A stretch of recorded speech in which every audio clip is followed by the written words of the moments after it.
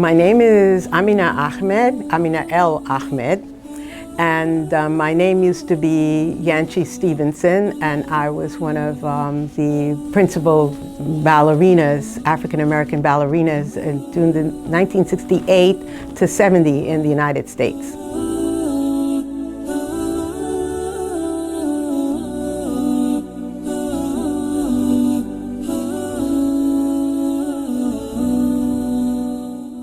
I came here when I was 6, and when I was a little girl, my parents took me to the Radio City Music Hall, and I saw the dancers, the ballet dancers on stage, and they looked so nice and everything, and I said to my parents, you know, I like that, I want to do that. So my mother started taking me to ballet school, ballet lessons. I started taking ballet lessons, and as soon as I started taking ballet lessons, the director of the school said, she's very exceptionally talented. She's very, very good. So you should pursue it. And I was given a scholarship for my classes, so my parents didn't have to pay for my classes. So this went on, and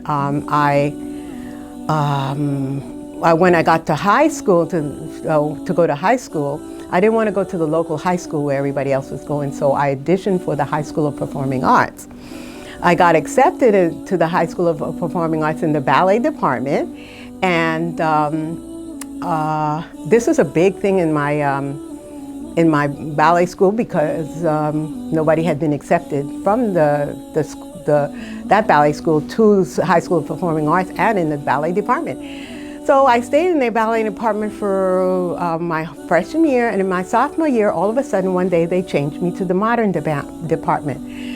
And the reason they explained to me was because I was African American, they felt that I would be able to get better jobs, or I would be able to get jobs as a dancer more easily if I went into the modern dance instead of the ballet. I was very upset, and I went home crying, and then I told my parents, and the very next day my father went up to the dance department and he talked to the dance director, and that very day I was switched back into the ballet department, and I stayed in the ballet department, and I graduated as a ballet major from the High School of Performing Arts.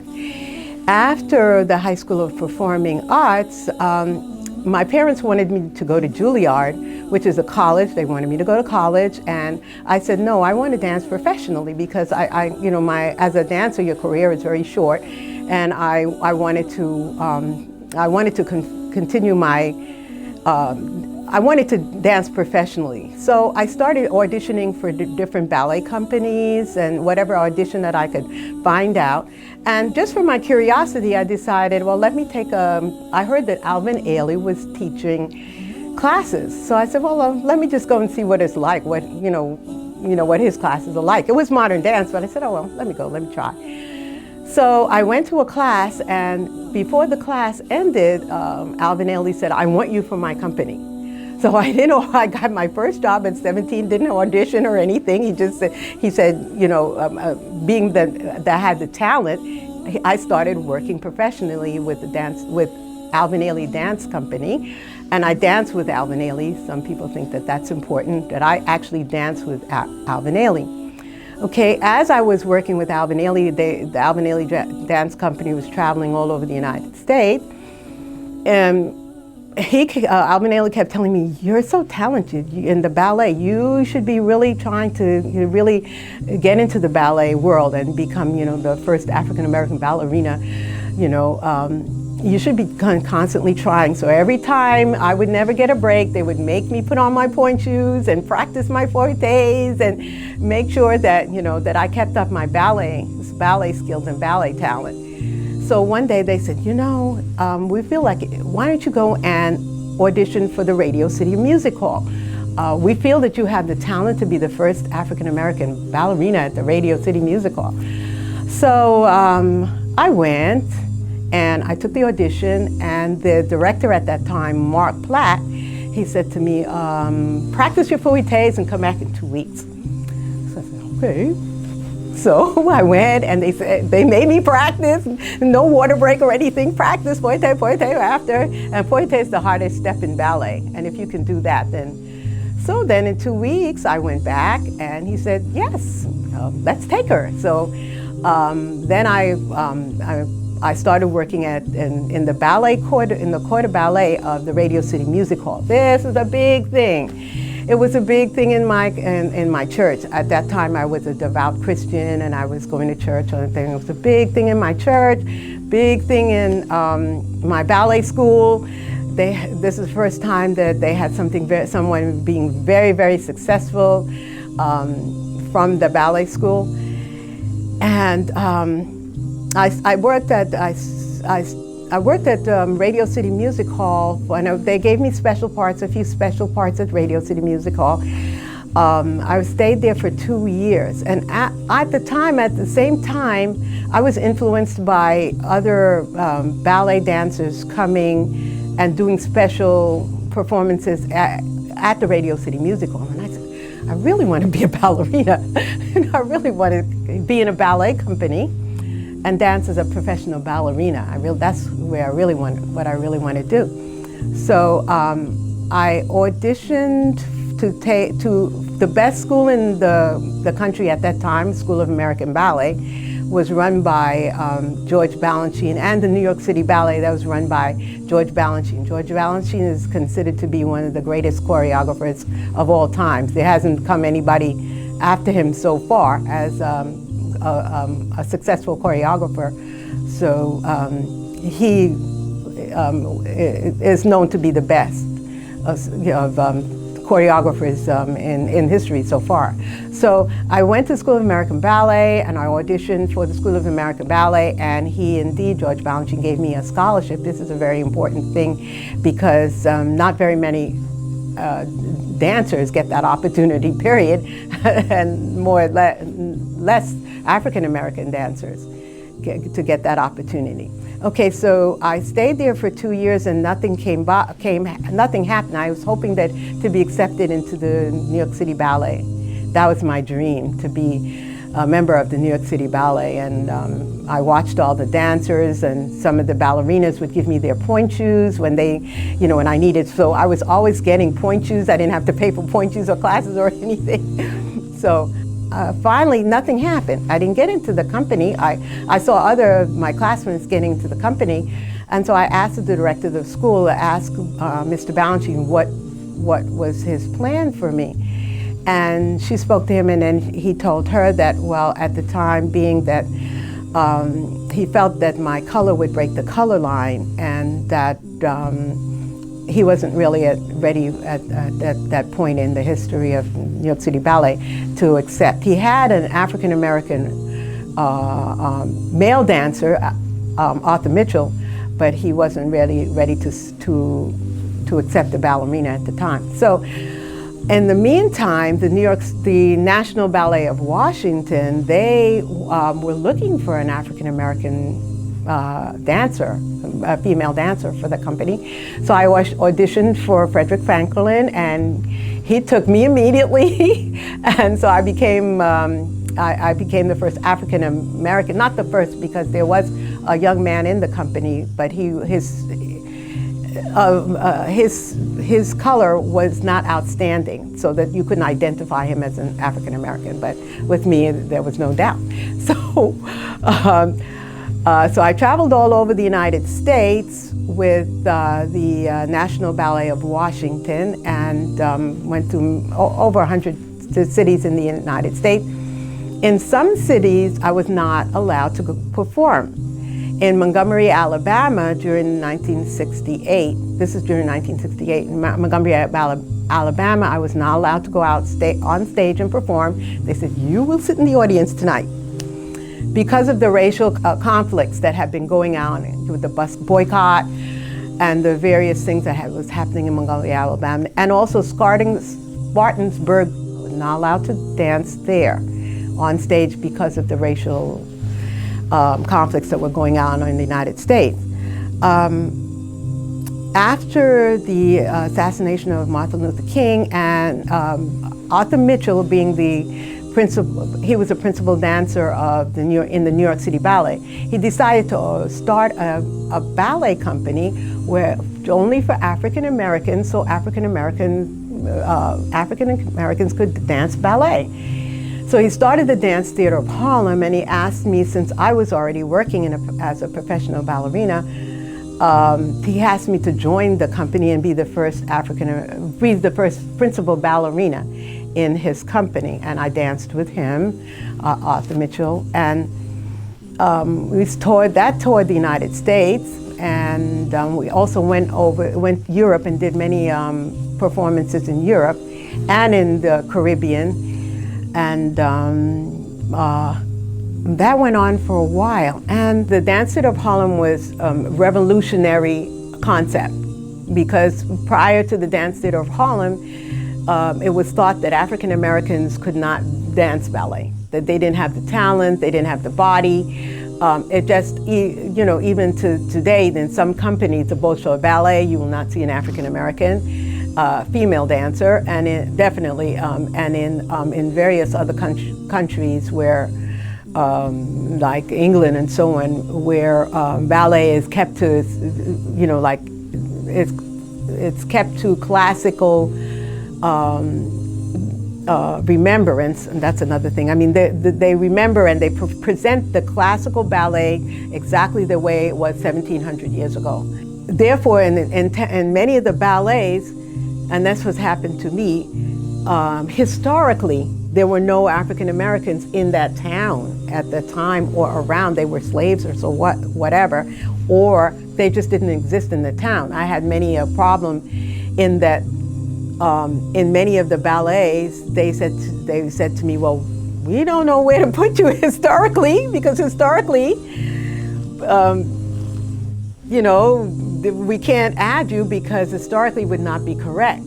But in fantasy ballets like Nutcracker, fantasy ballets where it's all fiction anyway, you could have an African American snowflake, you can have an African American friend of the prima ballerina. She could be in many ballets, I was the friend of the star, because that worked out historically.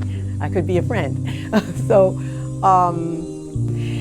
one day in rehearsal, I noticed that my arms were a different color from my legs, because at that time, up to that time, all ballet dancers wore pink tights and pink point shoes. No skin, nothing different, just pink tights and pink. That was a standard thing, and that was the tradition in the ballet world. But I felt that, okay, I looked so disjointed, so I started wearing brown tights over my pink tights. Well, the director of the company, Arthur Mitchell, he liked it so much that he felt that that was the statement that the Dance Theatre of Harlem should make. And so then he decided that all dancers had to wear the tights to match the color of their skin. But this went on, and it really started a revolution in the dance world, to the point where they started making ballet tights, skin color of different skin colors, which they hadn't done before. And the dancers also, they would make the dyes to dye the point shoes so they matched the color of the skin. Today, one of the principal ballerinas, the African American principal ballerina in the American Ballet Theater, Mitzi Copeland, her shoes are dyed the same color as her skin, and that all started with Llanchie Stevenson. Then I was not getting the parts in the company that I thought that I should be getting. I was like, it was as if I were the second ballerina, even though I was casted and promoted as the principal ballerina. I would not get the parts that I wanted, and I felt it was because of my weight. So I saw a book that said How to Eat to Live by Elijah Muhammad, and I got the book and I started reading it. And when I started reading it, I started practicing the things that the book said. And I lost the weight, and I gained the parts and that I wanted, and everything was going very successfully. And the book talked about Allah. And I really wanted to know more about this Allah. And so that prompted me to go to the Nation of Islam meetings. I went to the Nation of Islam meetings, and I liked the fact that the men and women were separated. I liked the fact that I liked the teachings because they would talk about Allah, and I liked how that the women were covered and the beautiful pastel colors they wore. And I said, okay, this seems more like my way of life. So I changed from Christianity to Islam. That's how I changed from Christianity to Islam. And during that time, listening to the teachings, they said that women do not perform in front of men, and and they don't dance in front of men, and they definitely don't dance uncovered, and they don't dance uncovered and in front of men both. So then I said, well, okay, I accepted the Islam as my religion, and I wanted to do everything that Allah asked me to do. So then that's when I said, okay, this is the end of my ballet career because I can't dance anymore in public. Because of the competitiveness of the ballet world, you don't establish good relationships and good friendships, and you don't feel like you're part of any particular thing.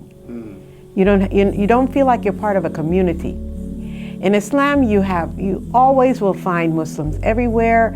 You're part of a community. You can always find people who believe exactly the way you believe.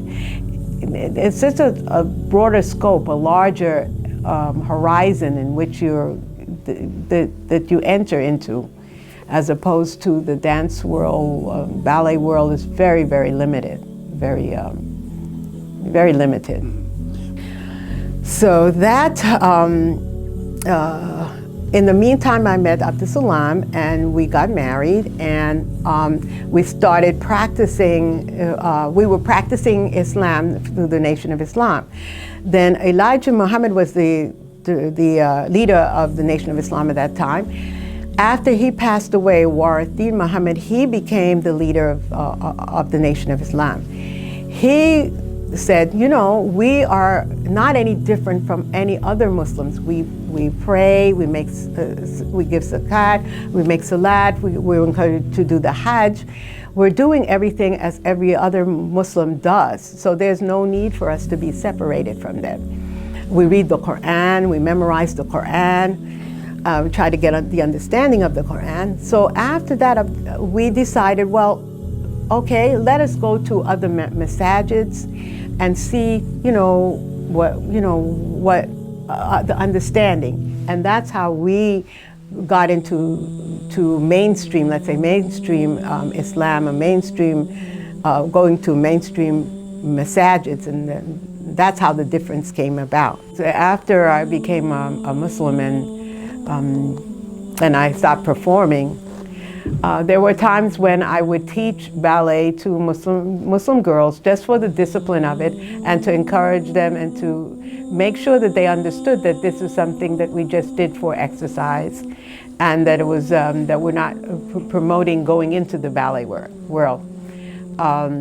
It was very good for also gymnastics. I taught gymnastics for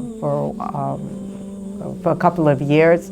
I taught gymnastic physical education in schools. I was able to do that because of my ballet training. Alhamdulillah, Allah blessed me with 6 children, and I homeschooled all of them all the way up to college.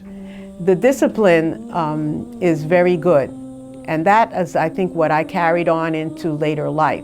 When I do a lot of the things that I do, being on time for work, participating more in helping, and being more active in my community, I think that comes from the ballet training.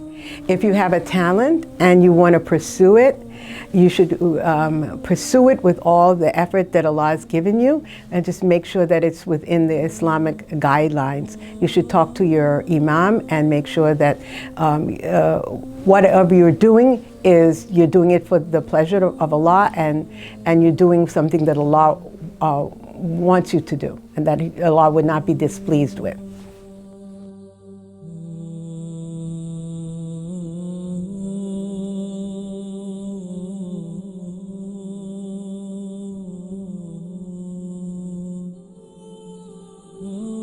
This Deen TV video was made possible in part by Islamic Relief USA, working together for a better world, by Guidance Residential, the #1 Islamic home financer in the US, and by Recycle Processes Incorporated.